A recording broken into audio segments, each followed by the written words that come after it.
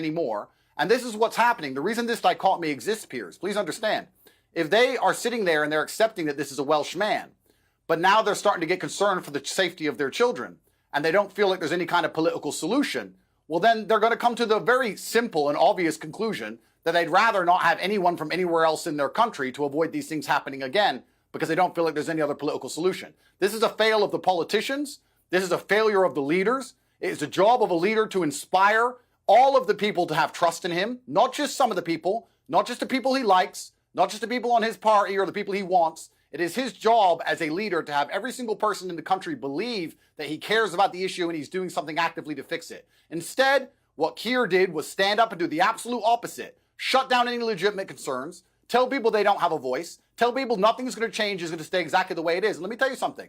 I want to make this very clear. There's a lot of people in the world who would rather go to jail and have a warm bed and 3 square meals a day than watch their children die.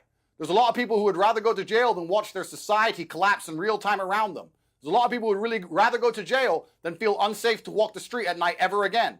These are people who have lived in the same place for a very long time. They have a vested interest in this geographical location. And without political solutions being offered, I don't know how hubristic you must be to sit and expect anything other than what we've seen. This is a failure of leadership. And that's what's so disappointing about it. Right. So here's my response to what you've just said. First of all Keir Starmer has said, as far as I can see, is that he is going to bring the full force of the law against people who committed acts of violence. And the violence that was perpetrated... No, he called them far right. Yeah, well, there were far-right thugs who were leading this, and they were attacking mosques. They were chanting anti-Muslim chants, and they were doing this because there people was, had put there was a black out person there, in the crowd. Would you say you've the had crowd your was say. black people? I'm going to have my say now.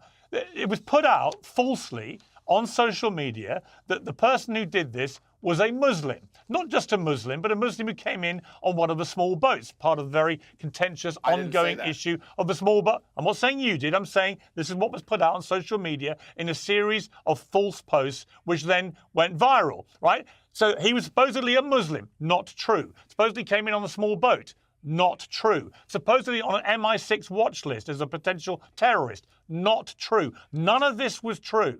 And so on the back of that, far-right thugs who led this went up and attacked mosques, and they went and attacked hotels with asylum seekers in there waiting to be processed, and they was trying to set fire to them.